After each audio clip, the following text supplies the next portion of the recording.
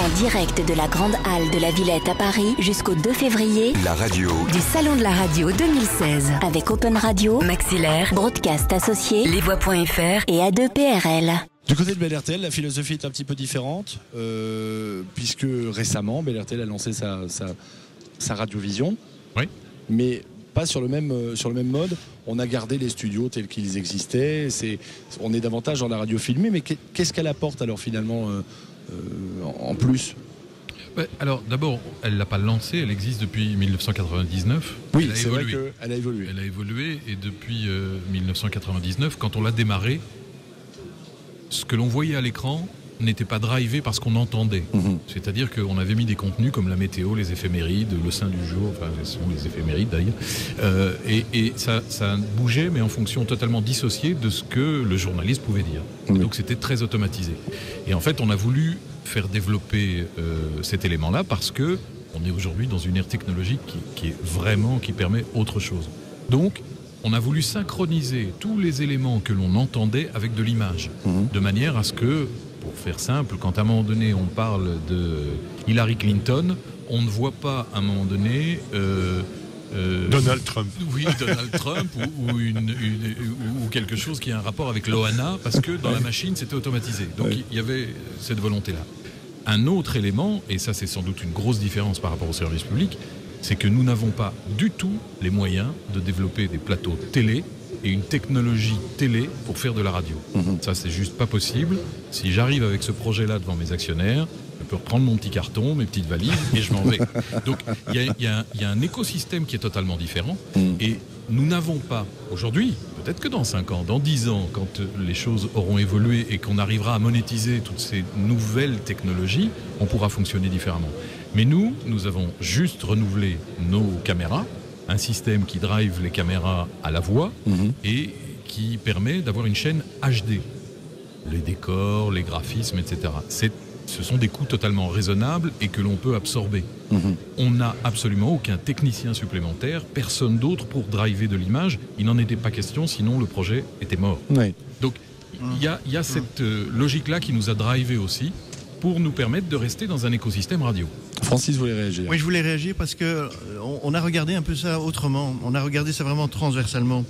Parce que je n'ai pas, j'ai pas de moyens pour faire ça. En fait, qu'est-ce qu'on a fait ? On a réorganisé notre outil de production radio pour récupérer du personnel. Et l'équipe technique, c'est 3 personnes en régie. Avant, il n'y en avait qu'un dans les mornings généralistes. Maintenant, ils sont 3. C'est 2 personnes qui viennent de la radio ailleurs. Parce que voilà, on a simplifié les processus de mise en onde et donc j'ai pas de personnel en plus.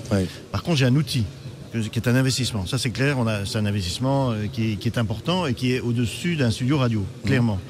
Mais ce que nous avons fait... Est-ce qu'on peut parler chiffres ? Est-ce qu'on peut... c'est 1 million d'euros. 1 million d'euros. Voilà.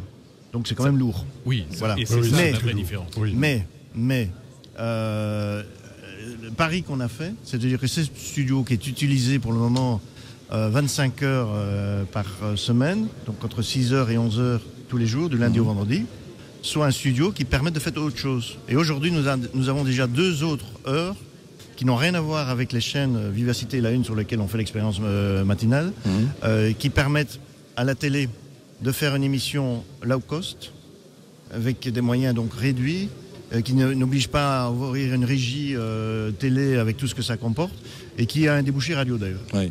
Et donc l'idée, c'est ça qu'on doit décider, c'est si dans notre futur bâtiment on considère pour une partie des activités télé et radio, on fait un studio de convergent qui permette à l'échelle de l'écosystème de la RTBF de ne pas coûter plus. Parce qu'au total, on redistribue les sources comme ça. Et je pense que quand, Eric, tu as l'occasion de vivre aussi dans une entreprise intégrée radio-télé, en regardant, en ayant une analyse transversale, nous, on compte faire beaucoup plus d'heures, parce qu'un studio qui travaille 25 heures par semaine, c'est pas rentable. Non. Là, voilà, moi, je partais beaucoup plus vite encore. Si je développais à des coups comme ça un studio qui n'est occupé que 25 heures par semaine... Tu serais déjà parti. Je ne serais pas là. Non, mais juste un petit mot c'est important, parce que justement, nous, c'est 7 jours sur 7, 24 heures sur 24. Ça n'est pas juste un développement pour 2 ou 3 heures. Tout à fait. Et c'est un outil qui doit être rentable. Juste un petit mot pour signaler à la régie qu'on va légèrement repousser le flash info infos et le reste du programme. J'ai encore 2-3 questions à poser à mes invités. Marc Vossen voulait réagir. Oui, c'est juste a fortiori, ce sont effectivement des écosystèmes audiovisuels dans lesquels aujourd'hui nous allons commencer à entrer, mais imaginez quand vous entendez ça, et c'est magnifique, la distance qui nous sépare de ce type de vision, il y a encore du taf. Je voudrais qu'on parle un petit peu de l'avenir. Il y a eu des développements récents dans certaines de vos radios. On va en dire un mot, Marc Vossen. Chérie FM. Alors, Chérie FM, une façon d'écouter la radio qui est différente forcément, puisqu'elle n'émet que en numérique sur le web. Oui, absolument. Mais en fait, c'est ce que quand on a imaginé faire revenir Chérie FM, mais pas en FM. Donc quand on a imaginé faire revenir Chérie. Juste un petit mot pour que nos amis comprennent bien. En Belgique, avant Énergie, il y avait Chérie FM. Oui. Et puis Énergie est arrivé après et a remplacé Chérie FM. C'est ce qui s'est passé. Oui, exact. Et aujourd'hui, donc, Chérie FM en Belgique avait disparu. Et donc on avait envie de faire revenir cette marque qui est magnifique et qui a vraiment une aura extraordinaire, y compris chez nous. Et on a décidé de jouer le jeu du digital. Si nous étions une radio digitale et exclusivement diffusée en digital, comment est-ce qu'on ferait ? Quel est l'écosystème que l'on crée ? Quelle est l'aventure que l'on raconte ? Comment est-ce qu'on fait ? Comment est-ce qu'on diffuse la musique ? Comment est-ce qu'on diffuse les talks ? Qu'est-ce qu'on y met ? De quelle manière ? Et donc on a inventé, en fait, et c'est vraiment une invention pour des gens venant de la FM, autre chose. Alors quand on dit inventer, ça s'est déjà passé 10 000 fois dans l'univers digital. Mais comment est-ce qu'une radio FM se transforme en radio digitale et n'est plus diffusée en FM ? Et depuis un an, ça va faire un an le 14 février, on a découvert une nouvelle manière de travailler. Dans un environnement FM, on a créé une start-up qui s'appelle Chérie et qui effectivement génère aujourd'hui un tas d'idées, de réflexions, de visions. Est-ce que c'est un laboratoire ? C'est absolument un laboratoire pour le futur. Et nous qui sommes effectivement aujourd'hui dans un univers de son et dans un écosystème de son, eh bien on utilise aujourd'hui de nouvelles normes et de nouveaux codes. Et ça marche vraiment très très bien. Pour quel résultat depuis un an vous pouvez mesurer aujourd'hui, oui, on peut mesurer l'audience. Moi je vais juste mesurer l'audience par rapport à ce que nous connaissons, qui est l'audience SIM, qui est votre médiamétrie. Aujourd'hui, après une vague, il faut rester réaliste, eh bien, alors que nous ne sommes diffusés que sur le web, on a 0,2% de part de marché, sachant que la radio qui nous précède fait 0,4% de part de marché et est diffusée en FM.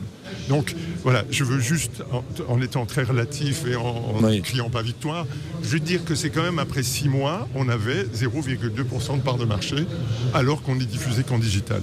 Et c'est juste une chouette projection qu'on peut faire. Ça n'est pas gagné, c'est juste un démarrage et on va voir où on va. Ça ira mieux avec le DAB+. Ça ira mieux. Alors attends, parce que c'est important, évidemment. C'est une évolution importante. Ça. Évidemment, mais on en a parlé dernièrement, que ce soit pour Chérie FM ou pour Mint d'ailleurs, dont Eric parlera dans quelques instants, mais entre autres. Mais l'objectif est effectivement de prouver qu'on est capable de créer de nouveaux produits, rendre plus riche l'offre, avec effectivement des marques qui sont extrêmement bien implantées ou qui sont destinées à être bien implantées. Alors, du côté d'RTL Group, on va dire un mot de Mint. Mint, qui était une radio qui existait avant le précédent plan de fréquence, qui date de 2008, si mes souvenirs sont bons. Oui. Il y aura d'ailleurs un renouvellement des fréquences l'année prochaine et un nouvel appel d'offres, j'imagine. Ça, on en parlera dans un instant. Mais Mint est de retour d'une manière un petit peu différente de ce qu'elle était auparavant, en fait. Oui, alors, juste pour terminer ce que Marc disait, je pense qu'il y a un moment donné où effectivement on doit se détacher des performances de part de marché. On a cette chance-là aujourd'hui, c'est de pouvoir créer des choses, avoir des initiatives. Ça ne fait pas très privé, ce que je dis, mais sur ces projets-là, on doit pouvoir se détacher et de ne pas scruter à l'audience nos projets. Ce sont des projets qui viennent enrichir l'offre, qui viennent pousser un peu les lignes. On sait qu'on monétise très très bien nos performances sur des navires, les chaînes premium. Les chaînes premium. Et qui sont des labos aussi, clairement. Elles peuvent l'être à certains moments, et notamment sur tout ce qui est la dynamique digitale et des nouveaux contenus, etc. Mais on sait qu'en FM, on a nos bulldozers et c'est là-dessus qu'on monétise. Et puis à côté, on fait des essais. Et Mint a été un essai en 2007. On a été arrêté beaucoup trop tôt, même si on avait déjà trouvé notre public. Le CSA a jugé qu'on était trop puissant et donc ne nous a pas octroyé cette licence. Ok. Et pendant quelques années, on a vécu sans. Et puis à un moment donné, on s'est posé 2-3 questions. Et cette marque revient sous un angle un peu différent. C'est l'angle du marketing d'abord, parce que c'est une marque forte. Et puis sous un angle de partenariat avec des partenaires régionaux des radios régionales qui aujourd'hui n'ont pas encore réussi à trouver un écosystème. Et si on veut, dans notre petit pays, à un moment donné, pouvoir commercialiser quelque chose, il faut avoir pour le moins un profil commercial identique, ou en tout cas inspiré de quelque chose de commun. En direct de la Grande Halle de la Villette à Paris Jusqu'au 2 février, la radio du Salon de la Radio 2016.